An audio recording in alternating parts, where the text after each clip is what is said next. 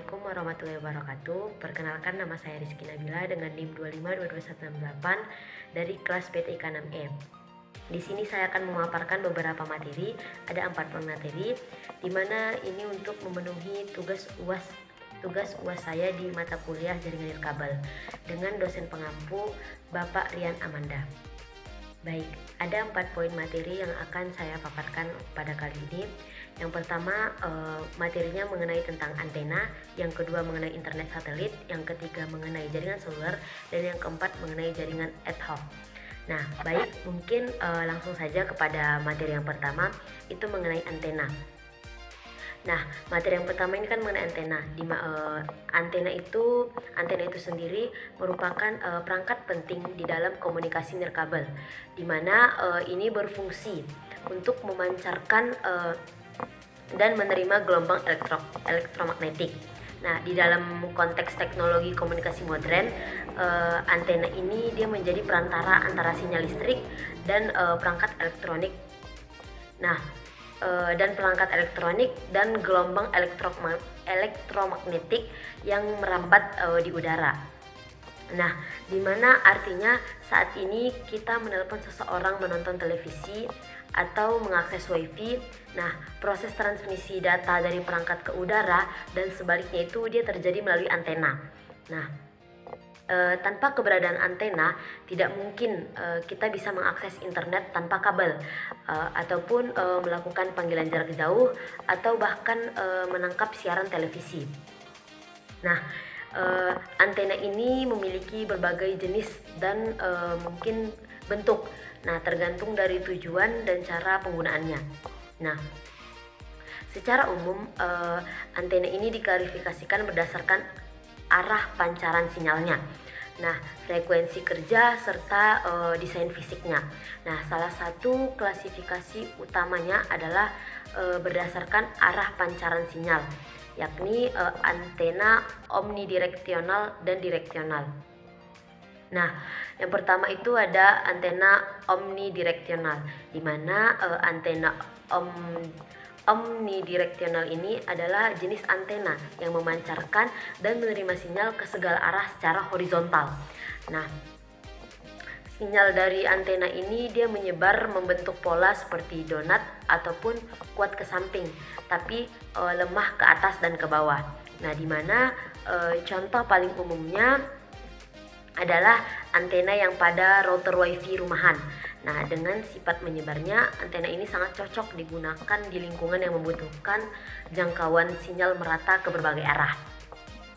Nah, seperti mungkin di rumah, kantor kecil, ataupun warung internet. Nah, karena tidak memfokuskan sinyal ke satu titik, jangkauannya itu tidak sejauh antena direksional, namun lebih fleksibel dalam menjangkau banyak perangkat secara serempak. Baik, yang kedua itu ada antena direksional. Nah, antena direksional ini dia jelas berbeda dari antena omnidireksional, karena antena direksional ini dirancang untuk memfokuskan sinyal ke satu arah tertentu. Nah, sehingga mampu menjangkau jarak yang lebih jauh dan dengan kekuatan sinyal yang lebih tinggi. Nah, jenis ini tuh digunakan saat kita ingin mengarahkan sinyal ke lokasi ataupun perangkat tertentu saja. Nah, mungkin contoh yang paling populer adalah antena parabola. Yang mungkin antena parabola ini tidak asing ataupun yang sering kita lihat di rumah-rumah ataupun gedung.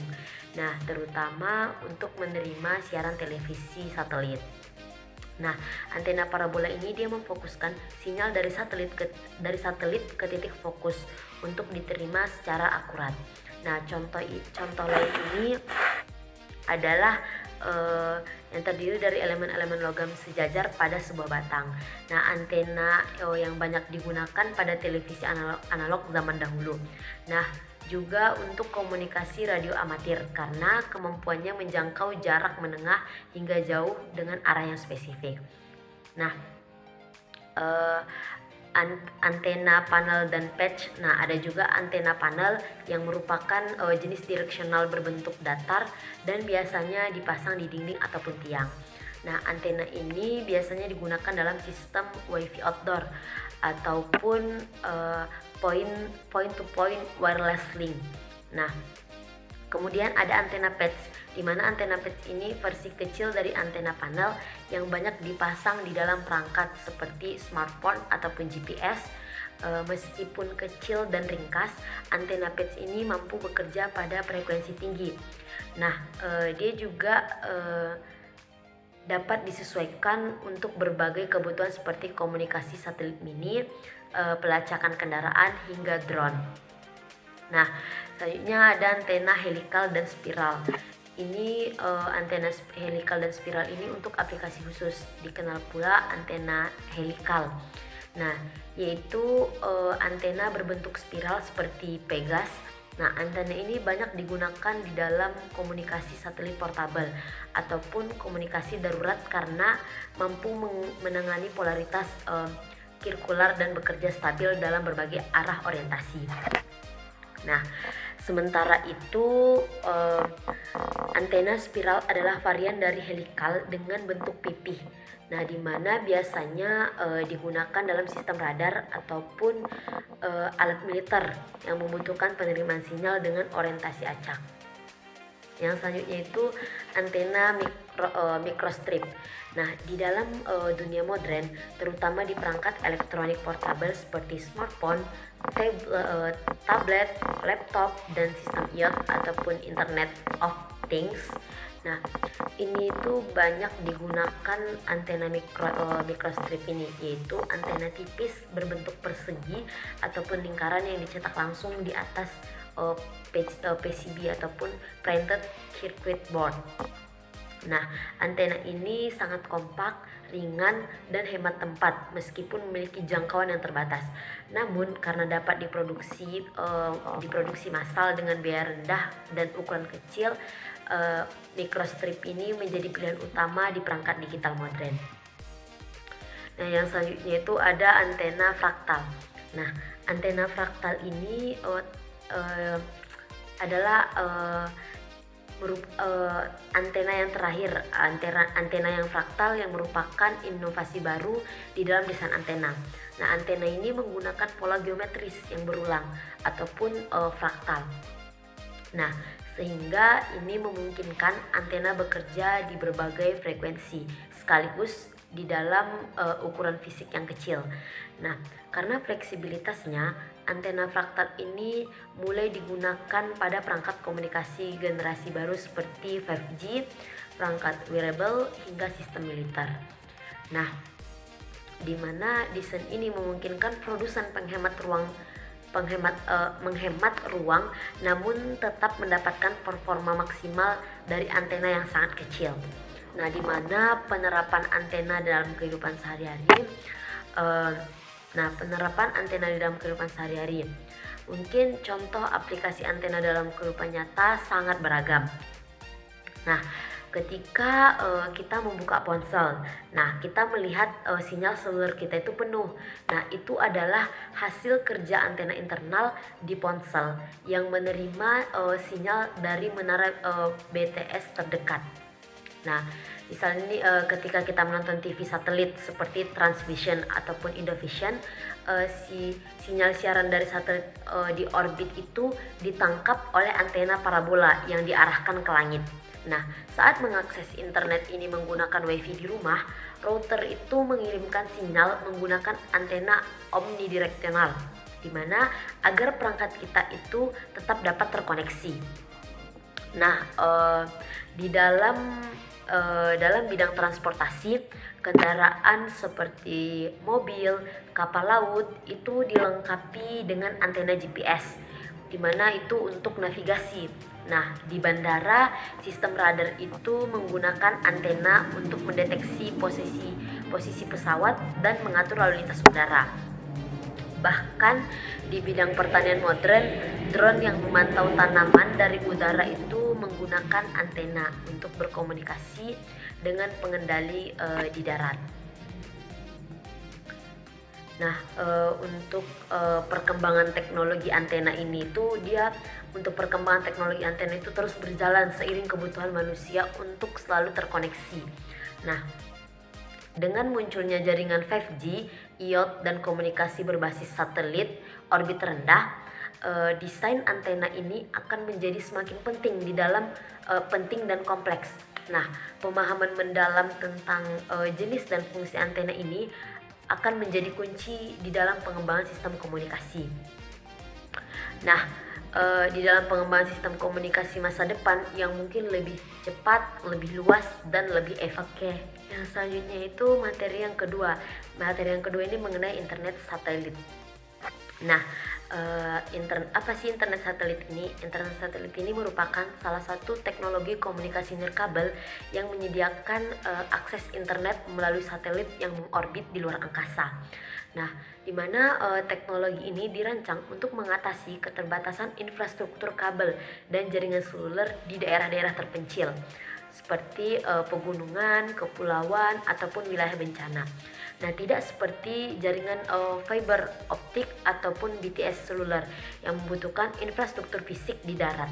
Nah, internet satelit ini dia memungkinkan penggunaan di lokasi manapun selama bisa melihat langit untuk terhubung ke internet melalui antena parabola dan modem satelit.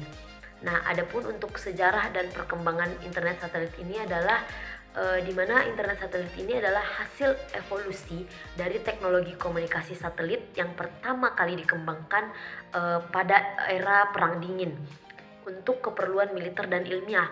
Nah, satelit komunikasi pertama itu Telstar diluncurkan pada tahun 1962 dan menjadi tonggak sejarah dalam penyampaian sinyal televisi dan data lintas benua.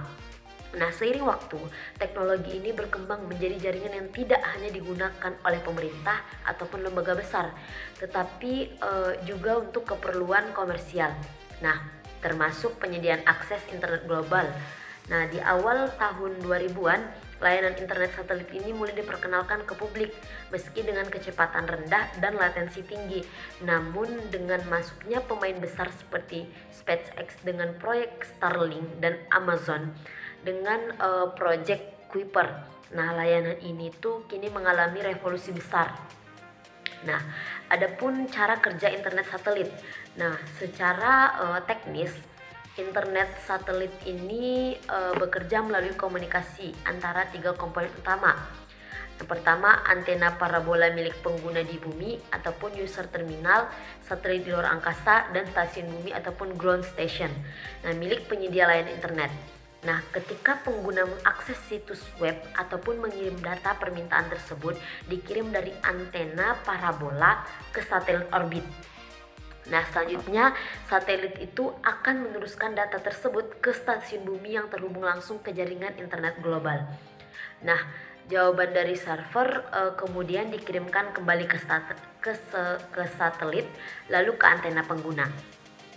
Nah, satelit yang digunakan itu bisa berada di berbagai ketinggian orbit.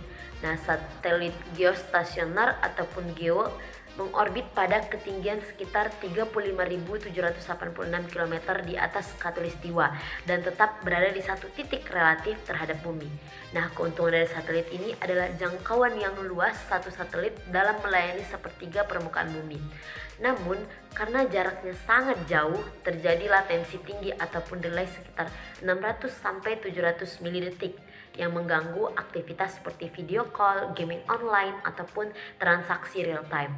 Nah, sebagai solusinya muncullah satelit orbit rendah ataupun LEO seperti milik Starlink yang mengorbit pada ketinggian sekitar 5.000 sampai 2.000 km.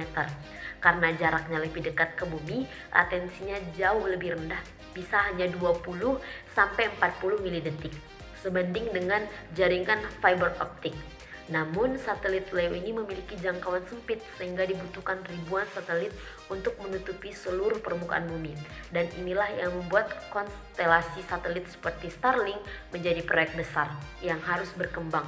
Nah, adapun jenis-jenis internet satelit yang pertama itu ada geostationary, di mana geostationary satelit internet ataupun geo. Nah, contoh penyedianya ada Hughes Viasat, keunggulannya seperti cakupannya luas, infrastruktur mapan. Nah, di mana untuk kekurangannya latensinya tinggi, tidak cocok untuk aplikasi real time. Yang kedua ada Low Earth Orbit satelit internet di mana LEO. Di mana contoh penyedianya ada Starlink, Project Kuiper ataupun Amazon OneWeb. Keunggulannya, latensinya rendah, kecepatannya tinggi, cocok untuk daerah terpencil. Dimana untuk kekurangannya itu biaya mahal, perlu banyak satelit dan antena pelacak. Nah, yang selanjutnya ada Medium Earth Orbit ataupun MEO, dimana ini umumnya digunakan untuk sistem navigasi GPS dan beberapa koneksi data tingkat tinggi seperti O3B ataupun Other 3 billion. Dimana keunggulannya kompromi antara jangkauan dan latensinya. Nah, untuk kekurangannya sendiri, infrastrukturnya itu masih terbatas. Nah, adapun penerapan di kehidupan nyata, di Indonesia yang terdiri dari lebih 17.000 pulau, internet satelit ini memiliki peran strategis dalam menyambungkan daerah 3T, di mana daerah 3T itu adalah tertinggal, terdepan, dan terluar. Banyak sekolah di Papua, seperti di Maluku, Nusa Tenggara Timur, dan Kalimantan yang sebelumnya tidak terhubung ke internet, kini mengandalkan VSAT ataupun Very Small Aperture Terminal, di mana ini untuk mengikuti ujian nasional berbasis komputer ataupun pembelajaran daring. Nah, puskesmas di daerah terpencil juga menggunakan internet satelit untuk mengirim laporan ke pusat data Kemenkes ataupun berkonsultasi dengan dokter spesialis di kota-kota besar. Nah, contohnya di dalam dunia bisnis, internet satelit ini digunakan oleh perusahaan tambang di pedalaman Kalimantan dan Papua. Nah, oleh operator kapal kargo yang berlayar jauh dari daratan dan oleh maskapai penerbangan untuk menyediakan wifi selama penerbangan. Bahkan komunitas nelayan di perairan Indonesia Timur itu mulai dilatih menggunakan internet satelit untuk mengetahui perakiraan cuaca, harga ikan, hingga melaporkan hasil tangkapan. Nah, di dalam konteks global, internet satelit ini menjadi solusi utama di negara-negara Afrika dan Asia Selatan yang infrastruktur kabelnya masih terbatas. Nah, di dalam situasi bencana seperti gempa bumi di Turki ataupun tsunami di Jepang, nah ketika infrastruktur rusak total, koneksi internet ini seringkali menjadi satu-satunya jalur komunikasi yang tersisa. Nah, hal ini membuat internet satelit itu sangat penting di dalam manajemen bencana dan sistem pertahanan negara. Nah, adapun kelebihan dan kekurangannya. Nah, yang pertama itu untuk kelebihan internet satelit. Adapun kelebihan internet satelit ini, yang pertama itu dapat menjangkau daerah terpencil yang tidak terlayani oleh fiber ataupun BTS. Nah, yang kedua, instalasi cepat dan fleksibel.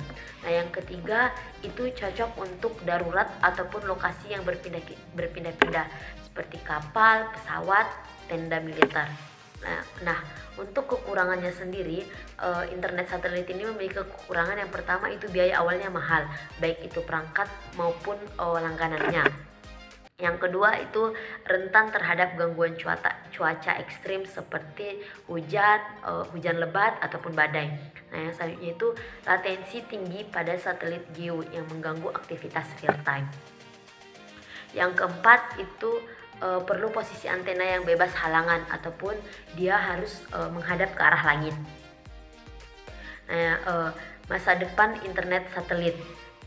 Internet satelit ini bukan lagi teknologi cadangan, melainkan internet satelit ini menjadi tulang punggung baru dari infrastruktur digital global dengan proyek-proyek seperti Starlink di mana yang sudah meluncurkan lebih dari 6.000 satelit per 2025 dan Amazon Kuiper yang akan meluncurkan ribuan satelit mulai dari tahun ini. Nah, layanan internet satelit ini akan menjadi lebih cepat, lebih murah, dan lebih stabil. Nah, pemerintah Indonesia melalui Badan Aksesibilitas Telekomunikasi dan Informasi ataupun Baktikominfo itu juga telah meluncurkan satelit Satria 1 satelit multifungsi terbesar di Asia yang bertujuan memberikan akses internet ke 150.000 titik layanan publik di seluruh Indonesia. Nah, jika teknologi ini terus berkembang dan biayanya semakin terjangkau, bukan tidak mudah ataupun tidak mungkin seluruh wilayah Indonesia dari Sabang sampai Merauke itu dapat menikmati layanan internet cepat dan merata tanpa harus menunggu kabel optik ditarik ke pelosok. Bahkan dalam jangka panjang, internet satelit ini dapat menjadi fondasi bagi smart village, pertanian digital, dan pendidikan daring di seluruh Indonesia secara merata. Baik, selanjutnya itu materi yang ketiga mengenai jaringan seluler. Nah, apa sih jaringan seluler? Jaringan seluler adalah sistem komunikasi nirkabel yang memungkinkan perangkat seperti ponsel, tablet, ataupun modem bergerak untuk berkomunikasi satu sama lain melalui gelombang radio tanpa perlu koneksi kabel. Teknologi ini menjadi tulang punggung komunikasi modern dan telah merevolusi cara manusia berinteraksi, bekerja, dan mengakses informasi. Saat ini hampir semua aktivitas digital yang kita lakukan, dari menelpon, mengirim pesan, hingga streaming video ataupun membuka media sosial, sangat bergantung pada jaringan seluler. Nah, di mana untuk sejarah dan evolusi teknologi seluler ini, perjalanan jaringan seluler itu dimulai pada akhir abad ke-20. Ketika sistem komunikasi mobile pertama itu diperkenalkan. Sistem ini berkembang melalui beberapa generasi teknologi yang dikenal dengan istilah 1G hingga 5G, dan kini bahkan telah disiapkan menuju 6G, di mana 1G itu ataupun generasi pertama itu muncul pada tahun 1980 dan menggunakan teknologi analog. Layanan ini hanya menggunakan panggilan suara dan kualitasnya masih buruk dengan suara yang sering putus-putus. 2G ataupun generasi kedua ini memperkenalkan komunikasi digital dan SMS ataupun short message service. Sistem ini juga memungkinkan enkripsi data, membuat komunikasi lebih aman. Dan selanjutnya ada 3G, hadir pada awal tahun 2000-an dengan peningkatan signifikan pada kecepatan data, memungkinkan internet seluler, email, dan aplikasi dasar seperti browsing web dan video call. Yang selanjutnya ada 4G LTE ataupun mempercepat semuanya, di mana teknologi ini menyediakan kecepatan unduh dan unggah yang jauh lebih tinggi dan menjadi dasar dari berbagai aplikasi modern seperti streaming video HD, game online, hingga transportasi berbasis aplikasi. Nah, 5G ataupun generasi terbaru itu menawarkan kecepatan yang sangat tinggi, latensi rendah, dan kapasitas jaringan yang besar. Ini membuka jalan untuk teknologi baru seperti kendaraan otonom, augmented reality ataupun AR, Internet of Things, dan smart city. Nah, arsitektur dan cara kerja jaringan seluler ini sendiri, jaringan seluler ini bekerja melalui sistem yang kompleks dan secara terkoordinasi. Secara umum, arsitekturnya terdiri dari perangkat pengguna ataupun user equipment ataupun UE seperti ponsel, base transceiver station, yang disebut juga menara seluler.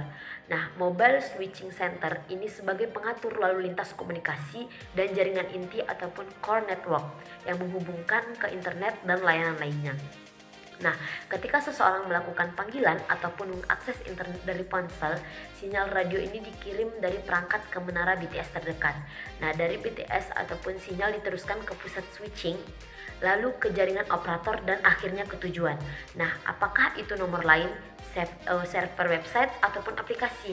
Nah, jaringan seluler ini bekerja secara seluler, artinya area geografis itu dibagi menjadi sel-sel kecil dan setiap sel dilayani oleh satu BTS. Nah, ketika pengguna bergerak dari satu tempat ke tempat lain, sistem akan melakukan handover, yaitu perpindahan koneksi dari satu BTS ke BTS lain agar koneksi tetap lancar, frekuensi, dan spektrum. Di mana jaringan seluler ini menggunakan berbagai frekuensi radio yang dialokasikan oleh pemerintah melalui lembaga seperti Kominfo di Indonesia. Spektrum dibagi ke dalam pita ataupun band tertentu seperti 900 MHz sampai pita-pita frekuensi tinggi seperti 3,5 GHz ataupun bahkan untuk 4G. Nah, frekuensi dapat mempengaruhi kapasitas jaringan. Frekuensi rendah memiliki jangkauan lebih luas tapi kapasitas data rendah, sedangkan frekuensi tinggi memiliki kecepatan tinggi namun jangkauan pendek dan mudah terhalang bangunan. Nah, penggunaan jaringan seluler dalam kehidupan sehari-hari, hampir semua aspek kehidupan masyarakat modern saat ini itu bersentuhan langsung dengan yang namanya jaringan seluler.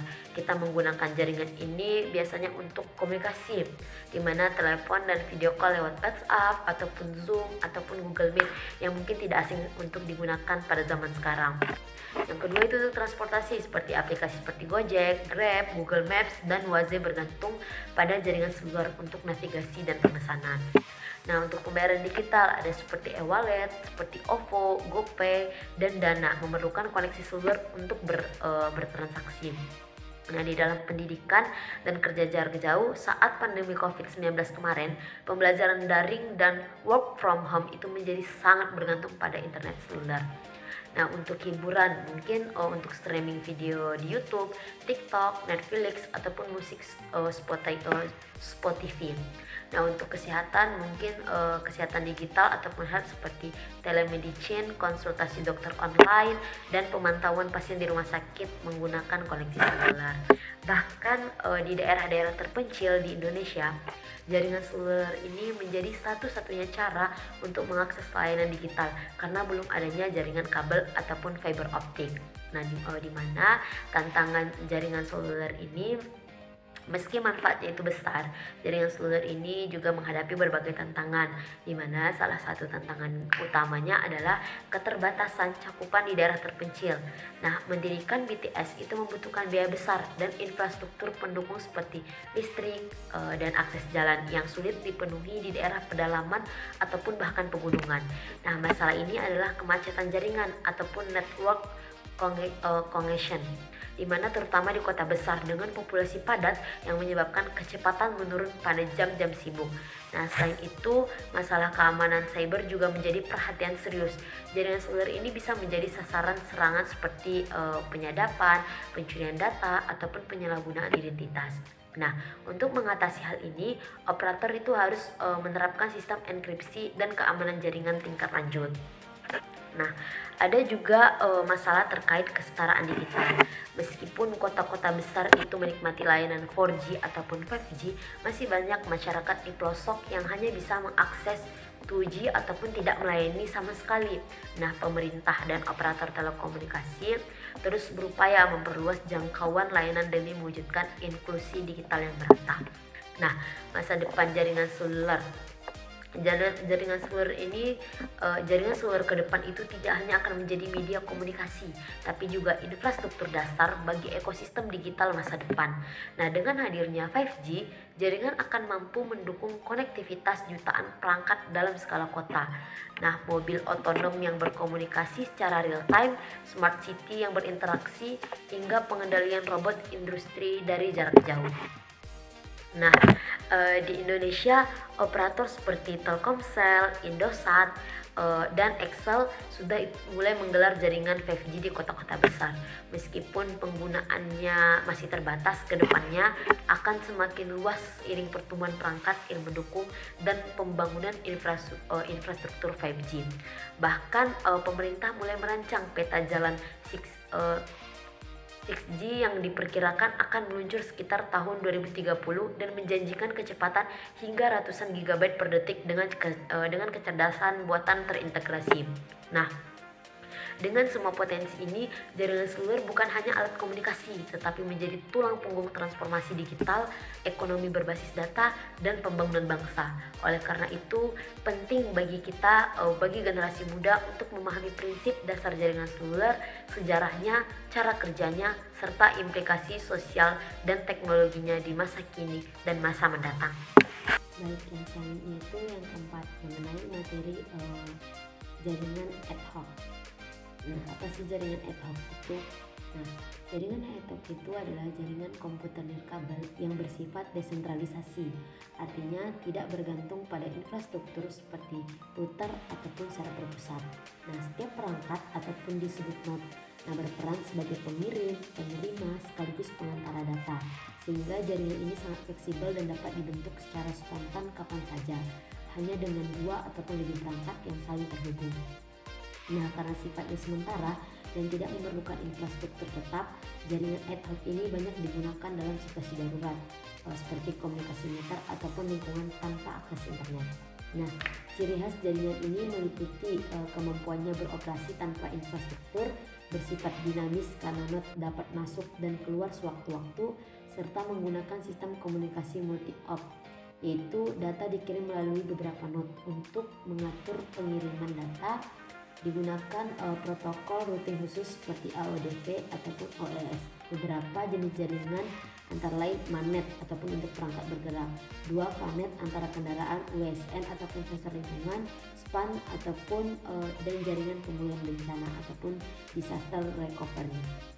Nah, untuk contoh penerapannya itu mencakup komunikasi tim penyelamat saat bencana, koordinasi pasukan militer, berbagi data dan seminar tanpa wifi, hingga koneksi antar perangkat pintar dalam rumah. Nah, kelebihan jaringan ini adalah fleksibilitas, kemudahan pembentukan dan tidak tergantung pada internet. Namun ada juga kekurangan seperti jangkauan terbatas, keamanan rendah, konsumsi bateri tinggi, dan kestabilan jaringan yang bisa terganggu jika banyak perangkat bergerak. Nah, ke depan jaringan ad hoc ini diprediksi berperan penting dalam teknologi 6G, Smart City, dan Internet of Everything, terutama dengan dukungan mesh network dan kecerdasan buatan untuk membuat jaringan yang lebih stabil dan adaptif.